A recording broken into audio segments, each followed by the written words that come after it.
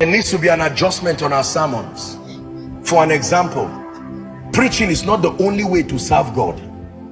This is a mentality that a generation must receive, because there is a generation that has been sold a subliminal message that the moment you sense passion for God in your heart, the meaning of that is ministry. And they are right if ministry is properly defined.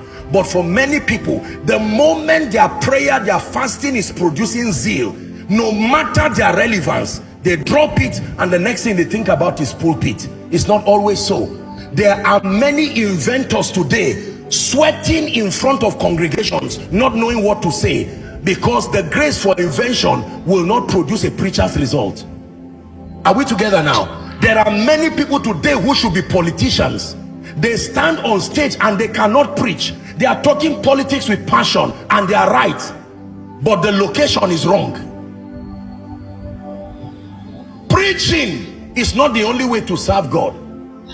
No, there are many ways to serve God, and it's our assignment to teach people that the person who serves God as a kingdom financier, and the person who serves God as a judge in the law court, and the person who serves God as a police administering justice, and the person who serves God as a politician, and the person who serves God as a responsible father and mother over children are doing the exact same thing the evangelist is doing.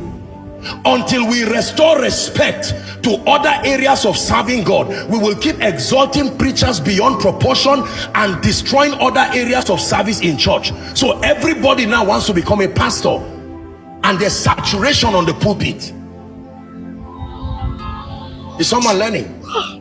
You just see a lady that prays seriously, taking her spiritual life serious. What is the most likely the prophecy she will hear? You are going to marry a pastor, a pastor's wife. You are going to marry a pastor, or you will be a woman of God. You are right in being a woman of God, but who told you that zeal must always end up in the pulpit? Where did you get that programming from? The lady is serious spiritually, but there is a burden in her heart to go into the fashion world, to correct the aberration of wrong nudity and the rest.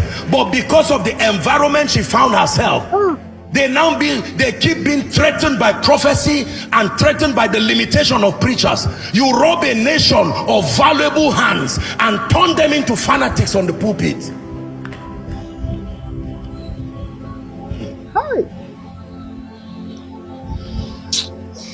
No, it ought not to be so. Finally, somebody saying this thing. Ought not to be so. There are only a handful of people who can have access to the pulpit. Let me tell you why there's a lot of fight and jealousy among pastors. Because not everybody should be there. But we have trained everybody that the way you express your zeal is to be there. There's a long queue now. The guy has been waiting. He's been praying and he's been fasting for a long time.